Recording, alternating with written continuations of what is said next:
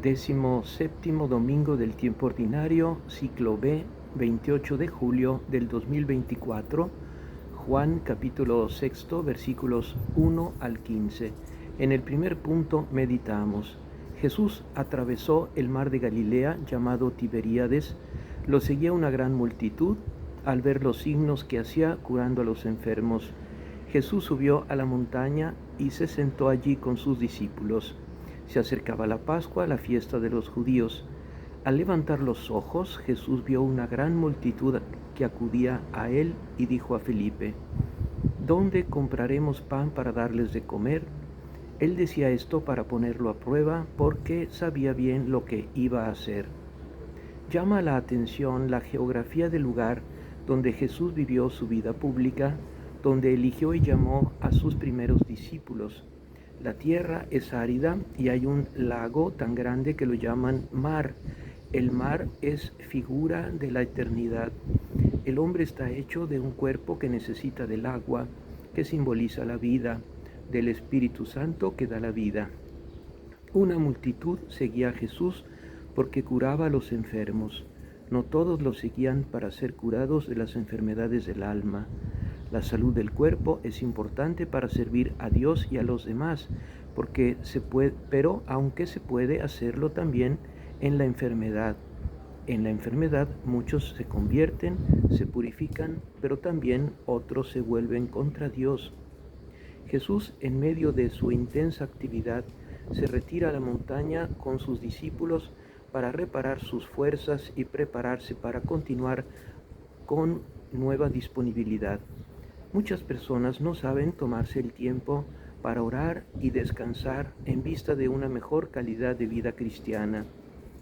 El hecho de que se acercaba la Pascua, fiesta de los judíos, nos hace pensar en la necesidad de recibir una preparación para celebrarla mejor. Ahora, en la era de la Iglesia, es importante una buena preparación para vivir la celebración de la Pascua cada domingo, para vivirla con más conciencia, gozo y fruto. Ante la multitud que acudió a Jesús, Jesús le pregunta a Felipe: ¿dónde comprarán pan para darles de comer? Pues están en un lugar despoblado. Jesús plantea el problema del hambre de pan en el mundo. Desde un corazón compasivo habrá que buscar una solución, pero es necesaria la fe en Dios. Señor Jesús, en medio de la cultura de la desconfianza y el mar de la indiferencia, enséñanos a buscar los medios para reconocer a los verdaderos pobres en lo material y en lo espiritual, y la voluntad de ayudarlos adecuadamente sin caer en el asistencialismo, sino procurando conseguirles un trabajo digno y los justos medios de subsistencia. En el segundo punto meditamos. Felipe le respondió: 200 denarios no bastarían para que cada uno pudiera comer un pedazo de pan. Uno de sus discípulos, Andrés, el hermano de Simón Pedro, le dijo: aquí hay un niño que tiene 5 panes de cebada y 2 pescados. ¿Pero qué es esto para tanta gente? El apóstol Felipe hace el cálculo del costo de ese pan y reconoce que no tienen esa cantidad de dinero.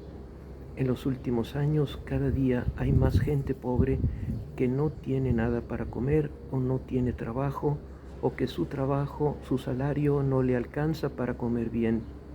La vida es muy cara en un sistema económico injusto. El Estado, la Iglesia y muchas instituciones de beneficencia se ven en dificultades para cubrir la demanda. En esta escena del Evangelio, los recursos humanos son pequeños, desproporcionados. Andrés dice que ahí hay un niño que tiene solo 5 panes de cebada y 2 pescados. Con esto no se resuelve el problema. Sin embargo, para Dios no hay imposibles. Espíritu Santo, fuente de la luz y de la vida, ilumínanos para poder hacer mucho con poco en beneficio de nuestros hermanos necesitados, seguros de que Dios nuestro Padre no nos abandona, sino que nos provee de los medios necesarios para una vida digna, justa y en paz. En el tercer punto meditamos. Jesús le respondió: háganlos sentar. Había mucho pasto en ese lugar. Todos se sentaron y eran unos 5,000 hombres.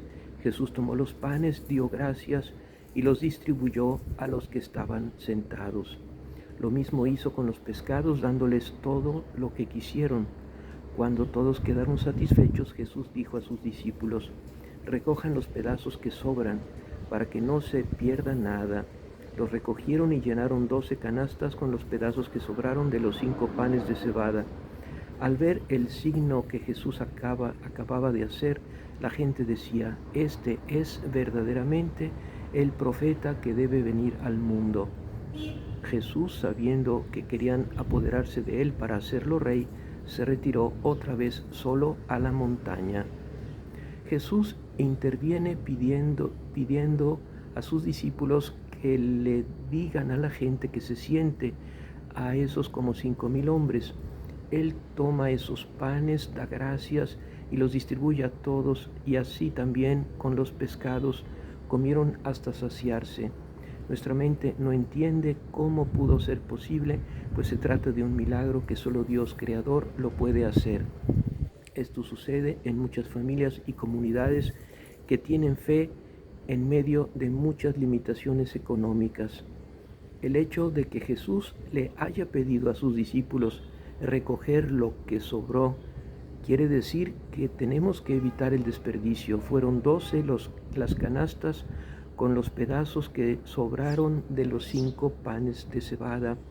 La gente quedó asombrada, lo reconoce como el profeta que debía venir al mundo y lo quieren proclamar rey. Jesús es rey, le responderá a Pilatos, pero es un rey humilde. Su misión mesiánica se cumple en el anonadamiento de la cruz. No quiere anticipar su hora, se dejará proclamar rey solo el domingo de Ramos, antes de su pasión, muerte y resurrección. Jesús, cuando subirá al cielo y estará sentado a la derecha del Padre para interceder por nosotros, será el Rey de la Gloria. En la primera lectura de hoy, tomada del segundo libro de los Reyes, vemos en el prodigio que Dios obra mediante el profeta Eliseo un anticipo de la multiplicación de los panes. Llegó un hombre de Baal Salisá, trayendo al hombre de Dios pan de los primeros frutos, 20 panes de cebada y grano recién cortado en una alforja. Eliseo dijo: dáselo a la gente para que coman. Pero su servidor respondió: ¿cómo voy a servir esto a 100 personas? Dáselo a la gente para que coman. Replicó él: porque así habla el Señor, comerán y sobrará. El servidor se lo sirvió, todos comieron y sobró, conforme a la palabra del Señor. El salmo de hoy, el 145, es un hermoso himno de alabanza y gratitud a Dios, porque manifiesta su amor y su poder mediante su acción providente, particularmente en favor de aquellos que lo invocan con un corazón sincero. Que todas tus obras te den gracias, Señor, y tus fieles te bendigan, que anuncien la gloria de tu reino y proclamen tu poder. Los ojos de todos esperan en ti, y tú les das la comida a su tiempo. Abres tu mano y colmas de favores a todos los vivientes. El Señor es justo en todos sus caminos y bondadoso en todas sus acciones. Está cerca de aquellos que lo invocan, de verdad. La segunda lectura de hoy, tomada de la carta de San Pablo a los Efesios, nos exhorta a conservar la unidad mediante el vínculo de la paz. Esta unidad se construye mediante la comunión eucarística que, si la hacemos con fe, nos llevará a vivir la vida fraterna en común como Jesús lo hizo y lo quiere siempre, sobre todo en estos tiempos de individualismos, indiferencia y de desprecio del otro. Hermanos, yo que estoy preso por el Señor, los exhorto a comportarse de una manera digna de la vocación que han recibido. Con mucha humildad, mansedumbre y paciencia, sopórtense mutuamente por amor. Traten de conservar la unidad del Espíritu mediante el vínculo de la paz.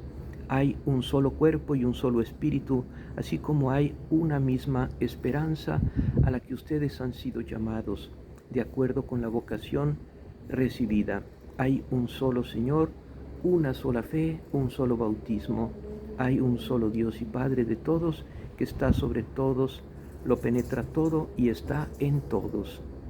María, Madre de Dios y Madre nuestra, aumenta nuestra fe y danos un corazón humilde y una caridad ardiente y solícita como la de tu divino Hijo, la tuya y la de los santos, para convertirnos en la mediación de la providencia para hacer el bien y procurar la salvación de los hombres. Amén.